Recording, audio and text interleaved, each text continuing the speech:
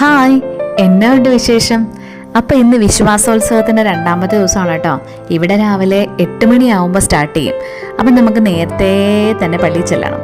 ഓരോ ഹൗസായിട്ട് കുട്ടികൾ തിരിച്ചിട്ടുണ്ട്. അപ്പോൾ ഹൗസ് അടിസ്ഥാനത്തിലാണ് കുട്ടികൾ നിൽക്കുന്നത് കേട്ടോ. പള്ളിയിലെ കുർബാനയ്ക്ക് ശേഷം അവരുടെ കാറ്റഗിസം ക്ലാസ്സിലേക്ക് ലൈനായിട്ട് മുദ്രാവാക്യമൊക്കെ വിളിച്ച് പോകുന്നത് കാണാം കേട്ടോ. 11ാം ക്ലാസ്സിൻ്റെ കൂടെ മെയിൻ ടീച്ചേഴ്സിനെ ഹെൽപ്പ് ചെയ്യുക എന്നുള്ളതാണ് എനിക്ക് കിട്ടിയേക്കുന്ന ഡ്യൂട്ടി കേട്ടോ. അവർക്ക് ചെയ്യാൻ വേണ്ടി പ്രത്യേകം ആക്ടിവിറ്റി ബുക്കൊക്കെ ഉണ്ട്. കൂടാതെ ഇടയ്ക്ക് ഓരോ ഗെയിംസും ഒക്കെ ഉണ്ട് കേട്ടോ. അപ്പോൾ ഗെയിംസിന് പോയിൻ്റൊക്കെ ഉണ്ട്. നമ്മൾ അതൊക്കെ നോട്ട് ചെയ്ത് കുട്ടികൾക്ക് മാർക്ക് ഇടുകയും കൂടി ഈ കൂടത്തിൽ ചെയ്തു പോകുന്നുണ്ട്. അപ്പോൾ ഈ പരിപാടികളൊക്കെ കഴിഞ്ഞ ശേഷം നേരെ ഓഡിറ്റോറിയത്തിലേക്ക് തിരിച്ചെത്തിയിട്ട് നമ്മുടെ കൾച്ചറൽ ഇവൻറ്റ്സ് സ്റ്റാർട്ട് ചെയ്യും കേട്ടോ. ഇതാണ് ഏറ്റവും രസകരമായൊരു പാർട്ട്. കുട്ടികളിലെ ക്രിയേറ്റിവിറ്റിയും ഡിഫറെൻ്റ് ആയിട്ടുള്ള തോട്ട് പ്രോസസ്സും ഒക്കെ നമുക്കിവിടെ കാണാൻ പറ്റുവേ.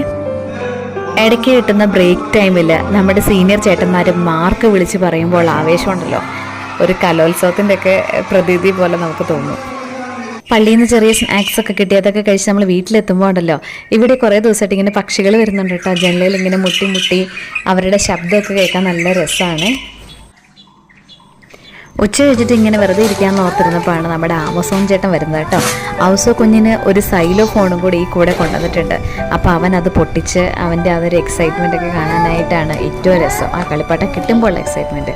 പിന്നെ അങ്ങോട്ടും ഇങ്ങോട്ടും തല്ലി പിടിക്കുമ്പോഴും ചേച്ചിയുടെ കയ്യിൽ നിന്ന് തട്ടിപ്പറിക്കുമ്പോഴൊക്കെ പിന്നെ വീണ്ടും കുറച്ചെങ്കിലും എക്സൈറ്റ്മെൻറ്റ് വരുള്ളൂ. അങ്ങനെ നമ്മുടെ കളിപ്പാട്ടമൊക്കെ മേടിച്ച് കുറച്ച് നേരം കഴിഞ്ഞപ്പോൾ ഇത് കൊട്ടാനുള്ള കോല് വായിലേക്ക് കയറി. അതങ്ങനെയാണ് കേട്ടോ, എന്ത് സാധനം കിട്ടിയാലും കുറച്ച് നേരം കഴിയുമ്പോൾ അത് വായിലേക്ക് എത്തും. അപ്പം നല്ല വെയിലായതുകൊണ്ട് ഏത്തക്കയൊക്കെ ഇഷ്ടംപോലെ ഒടിഞ്ഞു വരുന്നുണ്ട്. അപ്പോൾ ഇന്ന് വൈകുന്നേരത്തേക്ക് കുറച്ച് ബോളിയൊക്കെ ഉണ്ടാക്കി. അങ്ങനെ കുറച്ച് നമ്മുടെ മാവ് കലക്കുന്ന കൂട്ടത്തിൽ അരിപ്പൊടിയും കൂടി ചേർക്കട്ടെ. അപ്പോൾ കുറച്ച് ക്രിസ്പി ആയിട്ട് ഇവിടെ കിട്ടും. നല്ല ടേസ്റ്റ് ആയിട്ടുള്ള പഴംപൊരിയും ചായയൊക്കെ ഇങ്ങനെ കഴിച്ചു കേട്ടോ. നിങ്ങൾ ഇതുപോലെ പഴംപൊരി ഉണ്ടാക്കുമ്പോൾ അവസാനം വരുന്ന മാവ് കൊണ്ട് കുഞ്ഞ് അപ്പങ്ങൾ ഉണ്ടാക്കുമോ? ഇതിനാണ് കേട്ടോ കുറച്ചും കൂടെ ഡിമാൻഡ്. ചില പഴം കഴിക്കില്ലാത്ത ബിരുദന്മാർ നമ്മുടെ വീട്ടിലുണ്ട്. അപ്പം ഇനി അടുത്ത വീഡിയോയിലൂടെ നമുക്ക് വീണ്ടും കാണാം കേട്ടോ. അതുവരെ by. Thank you for watching.